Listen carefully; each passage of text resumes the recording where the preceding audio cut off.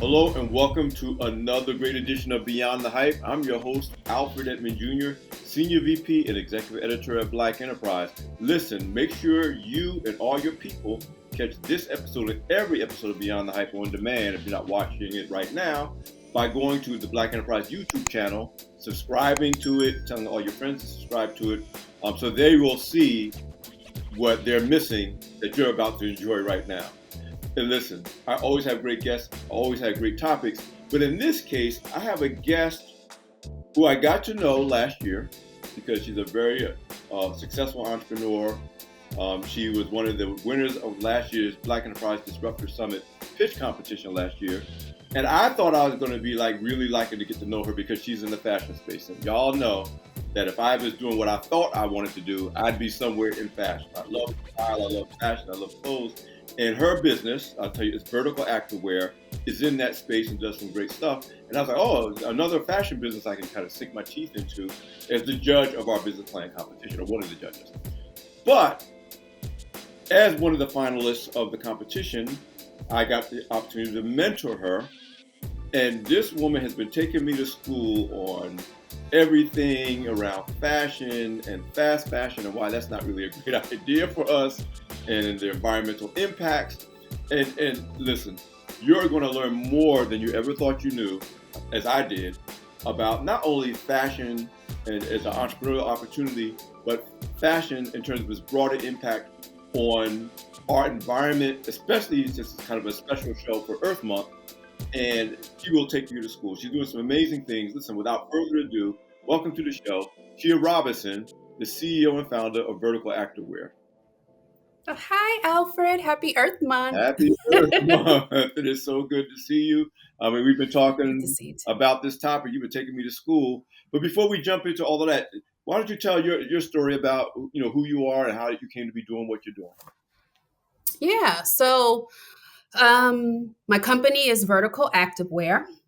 We are a sustainable apparel brand and manufacturer based in the Atlanta metro area. And we specialize in what's known as on-demand manufacturing, meaning that we cut, sew, and ship product directly to customers in 10 to 14 business days as a way to combat overproduction and to keep garments out of landfills.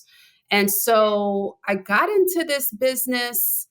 There's been several iterations of the life of Vertical, but most recently I launched in 2019 towards the end, right before the pandemic hit. And my background actually, I'm trained in the area of marketing and public relations. And so when I was launching my collection, I used, the tools I had in my bag, calling up some of the reporters that I knew and letting them know about the brand and what I was on a mission to focus on, which was really size inclusivity as well as sustainability. And I got into sustainability because of my mindfulness practice. I've been a meditator for almost 20 years. So when I was going into this iteration of launching Vertical Activewear, I wanted to make sure that I was looking at it through a mindful lens. And I always say that mindfulness is the sister of sustainability. They kind of go hand in hand. They birth from the same mother, which is Mother Earth.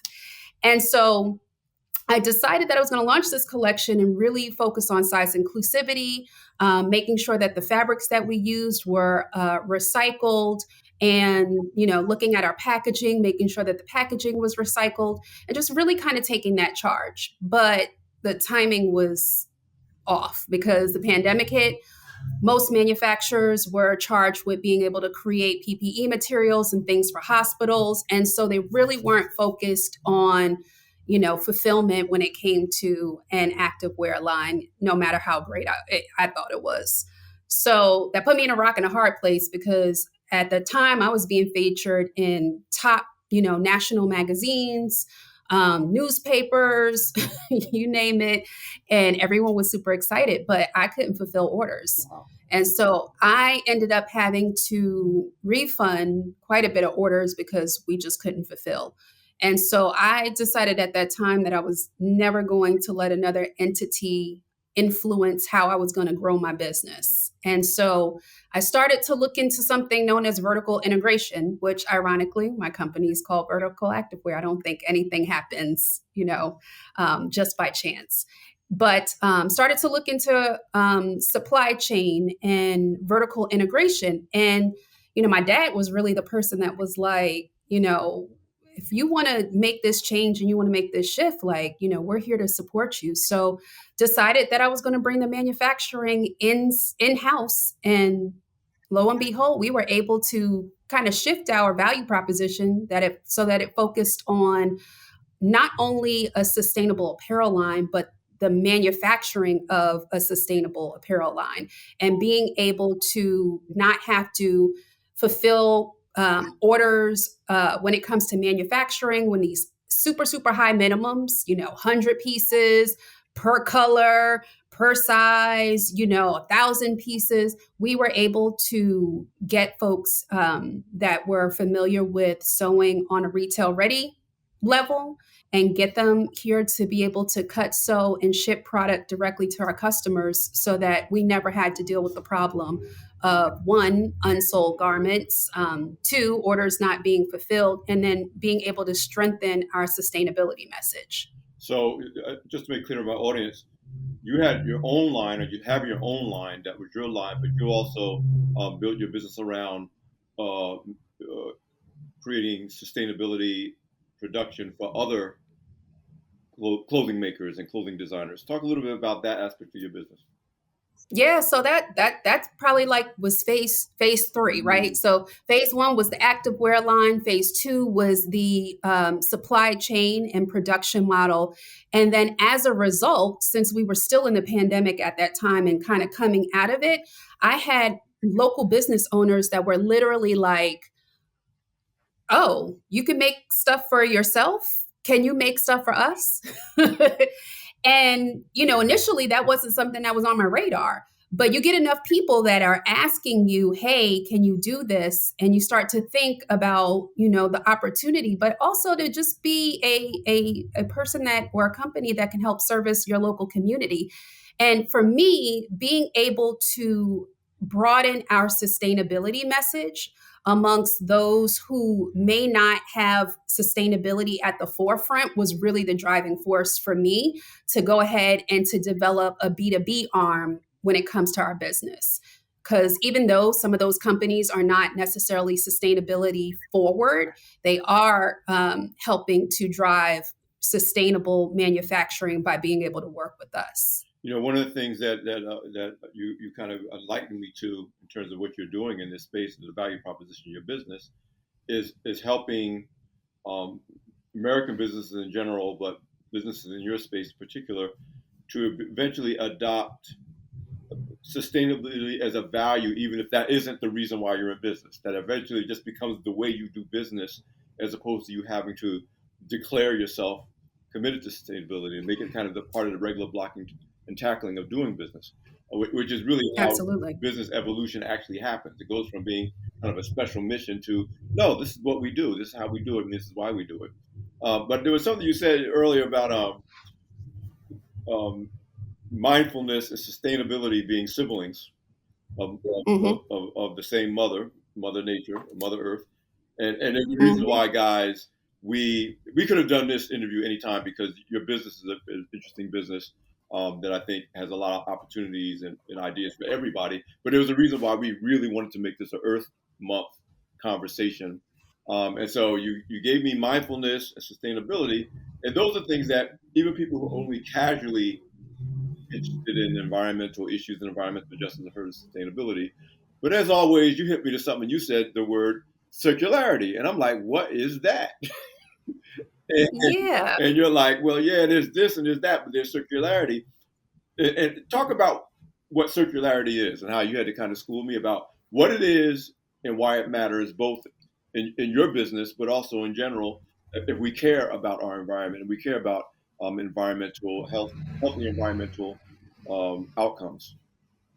Yeah, so circularity refers to the design of systems that minimize waste and reuse resources. So when you think of circularity, you're thinking of it from the standpoint of like, how do you design systems to be able to make sure that they feed back into one another, right? And I think when we were having the conversation, we were talking about circularity and why it matters in the Black community, right? And one of the things that we kind of came to was that circularity has always been something that's been a part of the Black community. I think we just called it different, something different, right? It could be, passing your garments down like hand-me-downs, right? You have multiple kids and, my child didn't use this or only wore it a few times, you don't have to spend money on that, here you go, right? Things that like that in terms of circularity are not anything that's new. It's funny. After our call, I was thinking of other things, and looking at my parents as a model. My parents grow greens in the backyard, right? And they're able to give that to their neighbors and their friends, right? Like that's a circular practice. Black ownership in Black community, right? And making sure your dollars circulate amongst the businesses in your neighborhood. That's circularity. That's something that's not new to us. I even was laughing because I was like, I was having this conversation with my mom about expired seasonings and oil on the stove that you reuse, Yeah. and being able to say that's circularity, Ma. She's she's like, what is this? What is this stuff that you do, right? My dad, what is this stuff that you do? And being able to say, this is what circularity looks like for us, right? It's about being able to design systems to be able to reuse things and minimize waste. Yeah, And so, I want to underscore that because again, after you first talked to me about it, and it actually became really more relevant during the pandemic. We were shut in, and it was like you almost had to work with what you had, and you start realizing you had a lot more stuff that was not being used. And I started asking myself a question like, how do I use this stuff that I already have? And a bigger question, and a question that I happen to believe we don't ask as much as maybe our parents and grandparents did because they had to ask, what is the value of this thing beyond my personal use of it? And I remember all those times my mother was like, no, don't throw that away because that could be for this. Oh, no, don't. Why are you throwing away that good such and such and such? And the idea was that just because you are done with it doesn't mean it should just be discarded, that there should be some thought about what's the best thing to do with this thing or this byproduct of this thing that you think is just, and the grease on the stove is a perfect example. I mean, like, no, what do you mean? You don't dump that. Well, you don't dump that. That's got flavor in it. That's got seasoning in it. It's going to be good. Why do you think your food tastes so good? Why do you think? Exactly. So again, like you said, it's something that, whether out of necessity or just cultural tradition, has been practiced in Black communities and I mean just Black American communities. My first wife is from Jamaica, so my kids are half Jamaican. So, and I realized, no, there are Caribbean communities, Latino communities, Black and brown communities where, what do you mean you're going to throw that away? No, you ain't. Here's what you're going to do with that. Here's what you're going to do with that. The whole quilting phenomenon, which is a huge part of African American culture, is that piece of clothing that you think is not wearable anymore still has some use. And there was a whole culture around getting all of the usefulness out of whatever came into your hands before you quote unquote discarded it. And how that circles back to such relevancy, and I know you're going to dig into a little bit when you talk about waste and justice, is that now we live in a world, and maybe for at least a generation, where the first thing we think about doing when we're done with something is to toss it. Appliances are disposable. Cars are disposable. There's a whole epidemic of just cars just piling up because they're not drivable, but nobody really, saying it's too easy to make another one, whether you're talking about clothing or an appliance or a piece of technology. And so this idea of circularity leaning back into it has huge, much bigger implications than throwing the oil in the garbage instead of putting it in the Crisco can. So talk a little bit about waste and justice. And we all know that when we talk about landfills or other things, many of those things always end up in poor Black and brown communities or near there. But let me not get ahead of you. Talk a little bit about connecting that dot between a culture that tried to really use everything for as long as it was usable to a culture that says, "Oh, I'm done with this. I'll just toss it." Yeah. So, to your point, circularity is ancestral. It's not only ancestral, it's spiritual. And so when you think of circularity and you think of the Black community, we always have these sayings, that, all pretty much most Black people know, but like, what goes around comes around is circularity. The energy that you put out is the energy that you're going to get back to you, right? So when we talk about clothes and clothing waste and the injustice, if we go back and look at the history of recycling and things like landfills, those were always placed in communities, marginalized communities, right? So back in the 70s, there were over 20,000 landfills. Now we have about 2,600, right? Which is a great feat for us because landfills, have they release toxic fumes and chemicals and leach toxic chemicals into the air, the water, the soil. The three The effects things of that we that. actually need to live: air, water, and soil. That feeds Exactly. every living thing. Exactly. You think of like the stories of like Aaron Brockovich and the manufacturing process that actually produced waste and toxicity that was affecting, different communities, small towns, urban communities, etc. We had talked about, New York and Staten Island have one of the largest landfills in the U.S. We talked about New Jersey and things of that sort. And so we've decreased the amount of landfills that we've had here from 20,000 to 2,600, right? We've built over them. We've built communities with, $1 million homes and all of that great stuff. But no one stopped to ask, okay, how do we get from 20,000 landfills here to now 2,600? Somebody else has to pay that cost because consumption has gone up in terms of how much we buy. We're buying 10 times more than we had than our grandparents purchased, right? We live in a culture of buy now. We live in a culture of hauling. We live in a culture of people wanting to fulfill a need through things and materialism, right? We're not paying the cost of that materialism. That materialism is affecting other marginalized communities. So one of the areas that I went to personally and saw the effects was Ghana. I went there several years ago and I remember heading to the airport and driving past the beach and being like, what is that I'm seeing? And the driver being like, those are closed. The beach has now become a makeshift landfill, right? And so we got into this conversation and I'm like, well, tell me more.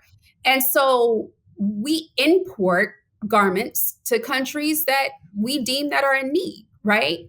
And sometimes the thought behind that is just, I'm going to donate, right? And we feel like, okay, I'm doing a good thing because I'm donating, right? It's not going to waste. I'm not throwing it in the trash or whatever. So now I've cleaned my closet and I've done something good. I've given it to, somebody that needs it, right? But Ghana doesn't need our goose down coats. Ghana doesn't need, our trendy boots, right? There are certain things that we are donating, and we're donating without the mindset of what is the end cycle of this particular garment. And we don't even And ask so questions of scale, because when you look at the size and population of the United States and our volume of consumption per person, and look at the size of population of Ghana and their volume of consumption per person, it's far from a one-to-one match. You're right. You're going to say they don't need and more stuff than they can possibly process through their system of consumption and usage, which means, like you said, the rest of it ends up all on, wherever they can put it. Wherever they can put it. And they're not only getting our stuff, they're getting stuff from the UK, they're getting stuff from China, right? So they're being bombarded with a whole bunch of stuff that by the time it gets to them, it's not usable. It's dry rotted. It's been eaten through by rodents. It's made poor quality when it comes to certain fast fashion brands. So you know if you buy a shirt from a certain company or different companies, you put it in a washing machine, like it's done. Yeah. It almost disintegrates. Same thing when you are importing these clothes overseas. So only a fraction of what is being donated or what's being sent or what's left over and being sent is even usable. And so now the effects of that are now affecting other communities. And Ghana's only one example. There's Chile, there are countries in Southeast Asia, there are other parts of Africa that have to deal with this. And in addition to the US, we only got about 62 years or so of landfill space left with the capacity that we have. So it's important for us to really start to think about these things and to become aware of them, because it's not only affecting our brothers and sisters overseas, it will eventually come back to us and affect us. Yeah. And that is circularity. And that is what goes around, comes around. And that's karma. Yeah, it's garbage in, garbage out. It's like you said, you look at every industry, there's a metaphor for this idea that what you put out is going to come back to you. And as the world is getting smaller and smaller through technology and everything else, once upon a time, not that long ago, if something happened in Ghana, you wouldn't even hear about it, much less notice it. It was going to be any impact. But now the impacts are really immediate and even escalating. And that's what I kind of want you to. I mean, you talked about the fresh kills, landfill in Staten Island that you mentioned. I remember when I was growing up. I was born and raised in New Jersey. I live in New Jersey now after a time of living in New York. In Brooklyn. But I remember growing up, New Jersey was called the armpit of America because of it was a part of New Jersey you would drive through and you had to roll up the car windows because it smelled bad. And that's not like that anymore. And I think, I'll speak for myself, there's a part of me that almost, it was like out of sight, out of mind. Like, oh, we did such a great job of cleaning up. And like you said, we paved over it and we've done the things you need to do. And again, the reason why I thought it was such an important conversation to have right now is because this idea that it's over there, so it's not going to impact us, is like a very false and dangerous narrative. Especially when you consider, again, the world's getting smaller, and Ghana is one of the African nations that's been very aggressive and open about come home, you can own property here, you can be a citizen here. And if we care about Ghana as a literal extension of our community as world, to the point where we would have passports and we go to festivals. One of my mentees does a lot of work in Ghana. Actually, is a princess technically in Ghana because she's done so much work. That's Dr. Dorothy Jean Tillman II, so I can mention her by name. You can look her up. But that's now an extension of our community in a real way. And then when you share what you share with me as we were preparing to have this conversation, I was like, so that'd be like me cleaning up my backyard and getting rid of all of the waste and the dump and the old chemicals that's in my basement and shipping it to my cousin's house. Yeah. And saying, hey, hold this for me. Good luck. But my house is clean. My basement's cleared out. And that's in effect we're doing to Ghana, Chile, and some of the other places. And not knowing that chicken's going to come back to roost in one way or another for us and our health and our well-being as well. Absolutely. Absolutely. We can't just continue to throw it over our shoulder. And again, a lot of us, we're dealing with other stuff that's going on in the world, right? I totally get it. But, my mission is to make sure that I educate as many folks as possible about the effects, and also to introduce different ways that we can help to mitigate that, because there are different ways of being able to do that. Do we want to invest in doing them? We're going to need to. We're going to need to figure it out, because sending our waste to space. That's how people talk about space tourism. And in my mind, I'm like, no, we're trying to figure out how we can dump some of this stuff on Mars and on the moon Really? Ooh, I was that one threw me off. I was like, Yeah, no, it's like like y'all think it's about we tourism? Nah, this is about, oh, we can just dump it there because nobody's there. yeah. So well, Yeah. but Check uh this out though. I do want you, because this kind of speaks to my becoming more fascinated with your company after I got past, oh, she's into the fashion space. Talk about the mhm, cost of overproduction, and importantly, and as importantly, talk about some of the things that we should be thinking and doing as consumers of fashion or other things to not feed into overproduction. I mean, and maybe each of us can do something, and there's a lot of it's about changing consumer habits to make it less mhm. rewarding to overproduce. Yeah, so I mean the cost is one environmental, but two, think about your dollars and cents, right? If you are launching a line, what the industry, little known secret in the industry is that 30%, and actually it's between 30 and 40%, honestly, of all garments produced don't sell. So you're already going to take a loss on what you've invested in, right? There are very few companies that are going through all of their garments, all of their SKUs, and they're just selling out, right? That's just not how the industry works. But we have this mindset that we want to make sure that we keep the shelves full, just in case that order is there and just in case we need to ship it, right? So the cost is also financial because you're automatically going to lose money. And if you are a new company and you're launching, you haven't necessarily built up your client and customer base just yet to sometimes make these investments, which are tens or hundreds of thousands of dollars. So in terms of the cost, again, it's environmental as well as financial.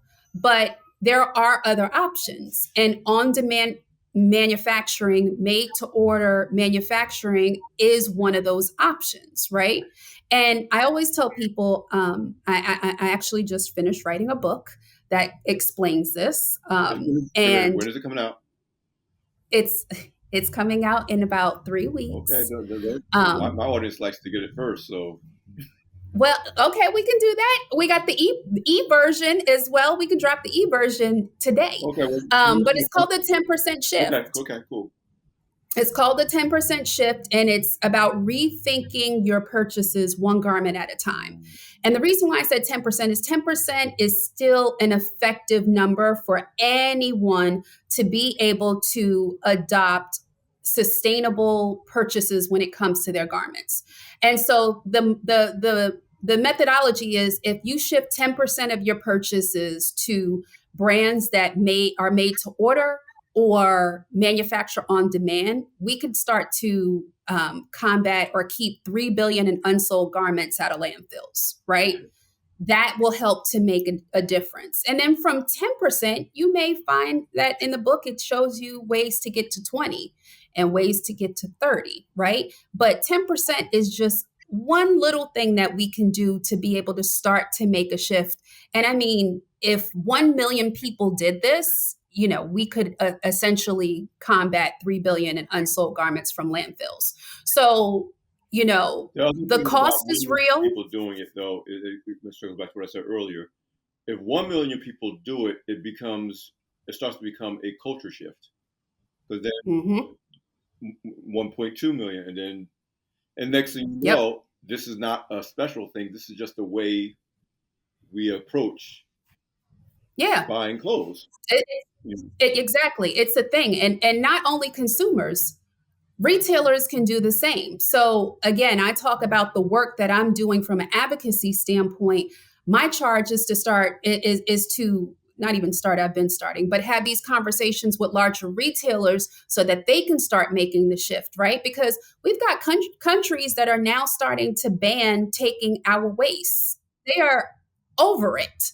And so, not only us as a consumer need to start thinking about ways of shifting our buying habits, we need to start to see the retailers start to make these investments and shifting how it is that they manufacture and who they partner with. And so, again, Alfred, that's what I'm on a mission for, for doing, and being able to spotlight and showing people ways that they can adopt these different methodologies to be able to help us achieve, some healing when it comes to what we've done to the world. Guys, when she says she's on a mission, she's not playing.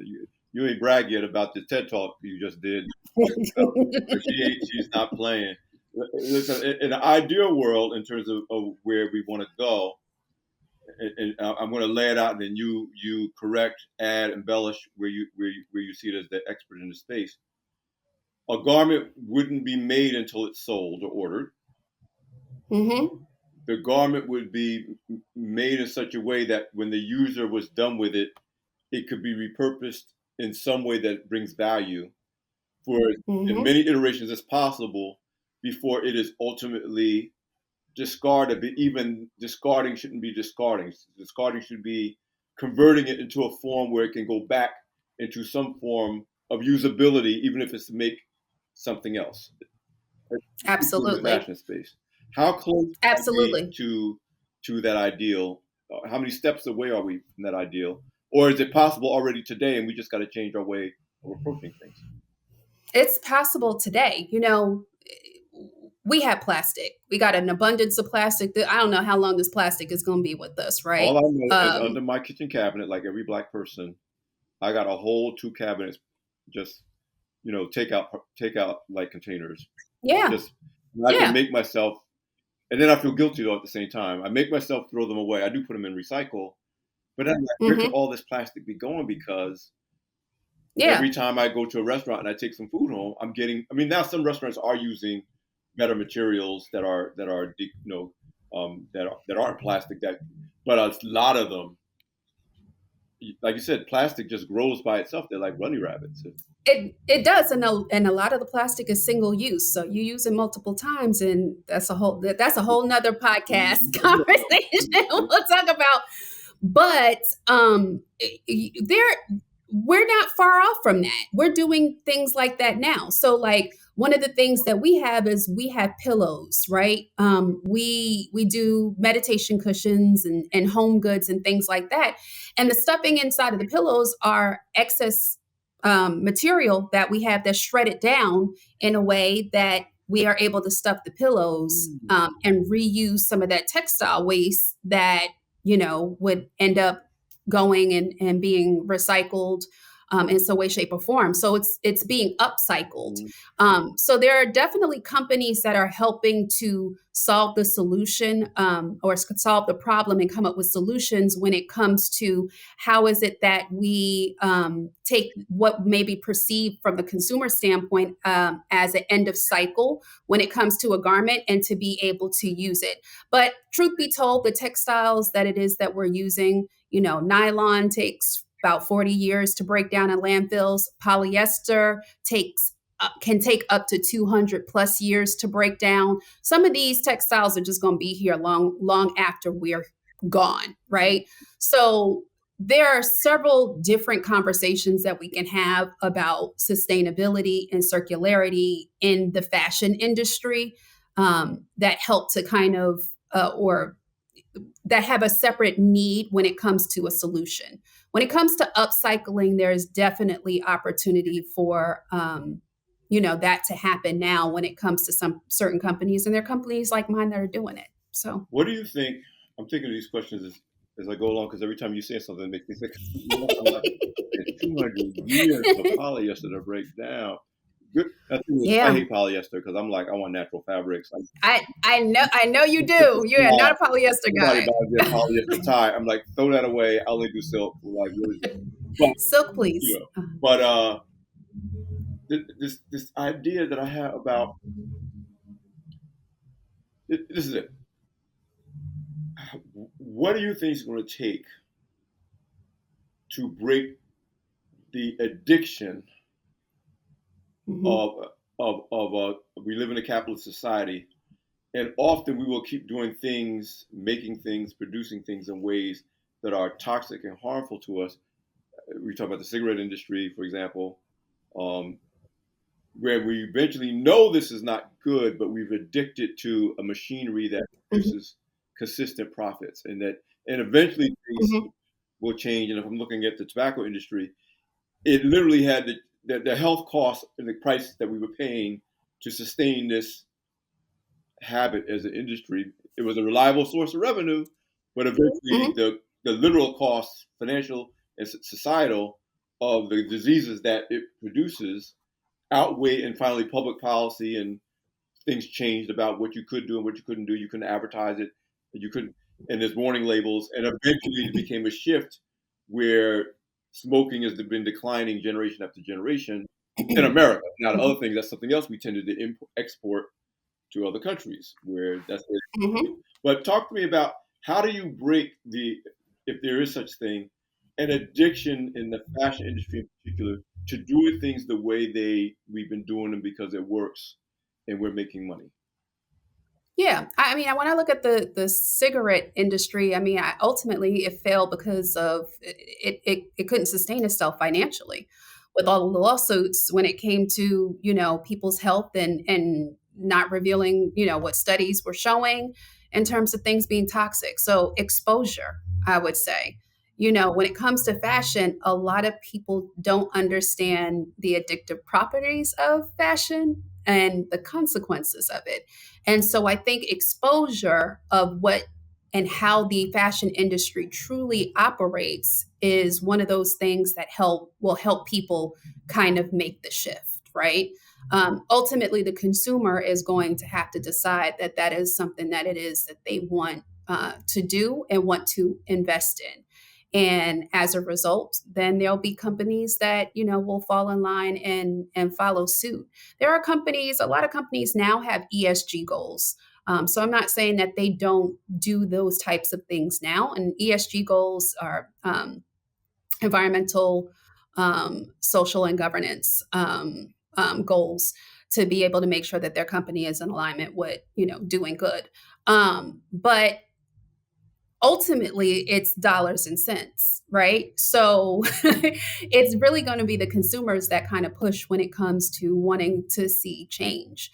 And I hope that it doesn't get to a point where it is something that is forced upon us. And what's going on now, people, my phone and email is ringing left and right nonstop with people who are looking to diversify their supply chain because they were getting their product from overseas and getting things from China and all of that stuff. And so like the impact of these trade wars are now starting to impact people's businesses. And all of my stuff, all of my vendors are US based vendors, but even they are affected in that. My sublimator uses paper that it's not even made here. Like you have to get it from overseas, right? So I just don't want us to be in a position where we are forced to. And it's funny, this whole podcast we've been talking about like old black sayings is like, if you can't learn from seeing, you're going to feel. And I'm just hoping that we don't get to a point where we have to feel, because it will be a shock, right? So the change starts with you, and hopefully by educating more folks about manufacturing and what it takes to actually make a garment will start to get people to start thinking differently about their buying Yeah, and habits. make a garment. There's an environmental cost to moving that garment. I mean, Yep. how it gets there, what's used to get it there. There's all kinds of unseen and perhaps unfelt, but we're going to be feeling it more and more, cost to making it fast and cheap, shipping it however you can get it there, and making it disposable, so you have to order some more. So in the time we got left, I want to make sure I do a couple things. One, Mhm. please tell my audience what's the best way to engage with your company, do business with your company, support your company, patronize your company. um, Yeah. and then the second thing is, best way to stay in touch with you, where to follow you, and your website. You might cover both of those in the same breath. And maybe three things that my audience can walk away from that says, I'm gonna do these three things or stop doing one of these things to advance this idea of um, getting better outcomes with regard to my engagement with the fashion industry. Let me put it that way. Okay. So folks can find us. We have two websites. One is for our consumer site. Our consumer site is www.verticalactivewear.com. And you can find us on all social platforms at Vertical Activewear. Our B2B page is www.verticalondemand. And so you can find out information in terms of on-demand manufacturing. Fill out a questionnaire if you have some questions about starting the process, and you're interested in diversifying your supply chain and incorporating on-demand manufacturing, or you're just interested in on-demand manufacturing just in general. Three things that the audience can take away in terms of, I guess, how they can impact change when it comes to fashion and how we consume. I would say that the first is to, again, that 10% shift. Start looking at companies that are made to order, made on demand, to be able to start to make investment into those, and just shift, a few of your purchases to on demand. That'll definitely make some impact. You will be surprised with the amount of style and quality that you'll receive. When it comes to supporting on demand brands, the care and the quality of the garment and the construction is stellar. And, on demand and made to order can be a local tailor, right? And that's not only for men. Like well, I have a sewing team, but The thing about we, that, I tell people, because they'll see something that I have, and they'll be like, "Oh my God, that's amazing! I never saw that." And I said, "Because I had it Mhm. made the way I wanted it. It fits me because it's for Yes. me. That little detail that you see that you think is a great idea, it's a great idea because, and you can't get that if you're just ordering the way we're used to ordering clothes, and some of that is, again, Mhm. because of my bodybuilding hobby. There are certain things I have to get made for me because if I buy it off the rack, it's not going to fit right, and then I'm not what I want to wear. But Mhm. there's a major upside to on demand with certain manufacturers that can say, oh, if that's what you really want, I can give you that, as opposed to just taking Mhm. what's being offered to you in a traditional retail environment. Absolutely. And tailor made is not only for the gentlemen, it's for the ladies as well, right? So being able to look at on demand, tailor made manufacturers, sewers, seamstress, there's some amazing folks here in the Atlanta market to be able to make suits, like just beautiful, beautiful, beautiful garments, right? And you know that you're going to keep them, and they're going to be pieces that are investment pieces that you're going to be able to wear over and over and over again. That leads to my second thing, which is, if you're going to buy something, only buy something that you love and that you know that you're going to wear more than 10 times. That also helps when it comes to circularity and sustainability in fashion. You know, it was something that I was always brought up in. Like, no matter, what the cost may be, it could be a little cost, it can be a higher cost. If you don't love it, don't buy it. Because if you don't love it, you're not going to keep it. Right.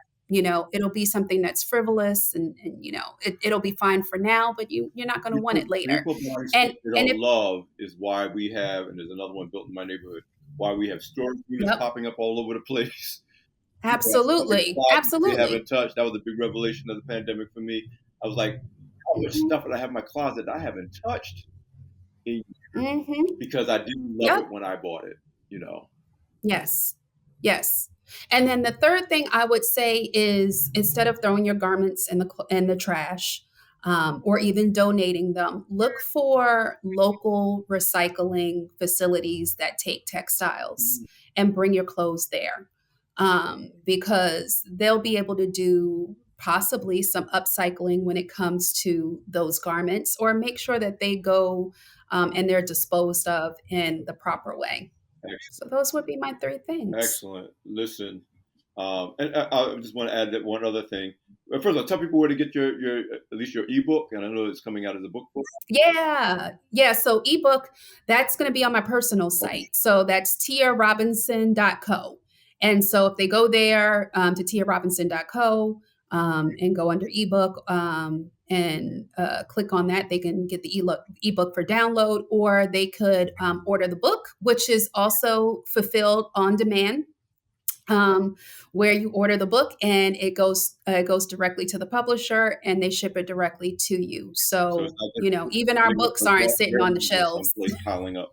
Um, Exactly. We don't have a whole bunch of books sitting around. No, the books are made to order as well because yeah, you know, we don't have stuff sitting around here on shelves over here. Yeah, I really want to go back to what originally fascinated, my personal passion around fashion, in addition to the fact that I just love it in clothes and style in general, was this whole idea of I don't even call it um, size inclusivity. I don't like calling even that.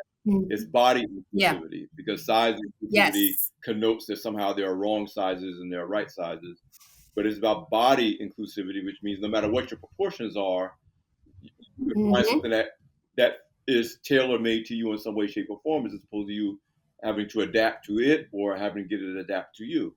And the other thing about Yes. on-demand fashion is that now it's about designing something that's for you, because even if you're the same size, I mean, even if you're a 42 short, my jacket size, I can pull five Hmm. 42 short jacket guys, and none of us will fit the same jacket the same way. And so Yeah. there's a real upside consumer benefit to leaning in this direction beyond the quote doing the right thing from an environmental and sustainability standpoint. And again, that's what I think is great about Vertical. When we first saw your stuff, it was like, oh man, this stuff is fly. This is great, you know. Thank But then you're you. like, oh yeah, and by the way, oh, it's sustainable too. And I would tell people the cause matters. I even say this about buying black. I say, yes, we all Yeah. want to buy black, you know, but we also want to know that what we bought is really great. And then we say, and guess what? That part. It's black. A black-owned person made this. But if we're not satisfied on the Mhm. front end as a consumer, sustainability or supporting a black business or whatever your particular value proposition is in terms of your personal causes, it becomes kind of okay. Yeah, being black is not It's enough. not It's gotta be black and it's gotta be good. good. It's gotta speak to excellence. It has gotta be crafted and constructed in a way that allows you to compete, which is why it was so important for me when I brought the manufacturing piece in-house to learn the business and to learn what it took to get a product that was retail ready, as opposed to, you know, hiring people who know how to sew and they know how to make things, but are you able to make it so that it will sell on shelves? Even though it's on demand, you know, folks look at it and they look at the quality, and my quality is no different than anything that you would find in a big box store. And we have that same energy when it comes to our clients from a B2B standpoint. We want to make sure that they are, their business is being represented in the best way and shape as possible. And so being able to make sure that we are producing garments that, you know, can withstand, you know, stretching and all of that stuff, that look good, you know, that are presentable, and that are sustainable and going to last That is might what's survive most a few important to us. washings, you know. Survive several Right, exactly. washings. Because I wear my I learned my leggings lesson every with week. some of that early fast fashion during the cook, and it was like look great when I got it, put it in the wash machine, and the next day I was like, this is crap. I need to throw it away. It's no good anymore. So it matters. Yeah, I tell people whether whether your value call for you to buy black, whether your values is to support sustainable, whatever your values is, it's got to be a bonus, not a consolation prize. It's got to be a absolutely. bonus on you being happy with the purchase of the product or service in the first place. Then it becomes a bonus. But if it's not, it's a consolation prize, and you're not going to keep going back to consolation prizes. Absolutely, and our customers come to us because we can do the work. Yes. We've got a diverse portfolio of folks that are our customers from vertical activewear standpoint, but then also when it comes to our on-demand clients. So that was what was most important, was to learn the business and the ins and outs, and to be able to make sure that the bar that I was setting for how it is that we produce was no different than that bar that a buyer was going to be looking at when they're trying to get your product on shelves. Right. Tia. I knew it was going to be. We've been gearing up for this conversation for weeks. It has not been. I love it. Yeah. And you know, I can't hear enough from you about what you do anyway. I'm so spoiled. But Oh, thank you so much for joining me on this edition of thank Beyond the you. Hype. Okay, as I say at the end of every show, I promised and I delivered. Another great edition of Beyond the Hype. Listen, make sure you subscribe to the Black Enterprise YouTube channel to get your playback of this interview and get all your friends and people in your network who didn't see this interview in progress to subscribe so they can check it out, and all of the great shows in the Black Enterprise lineup. Sisters Inc., The New Norm with Selena Hill. I could go on and on, but you'll find it when you get there at the YouTube channel at Black Enterprise. Listen, take care of yourself. Think about what Tia just told you to do. Get her book. We can do better. We will do better. This is Alfred Edmond Jr. Take care of yourself. We'll see you next time.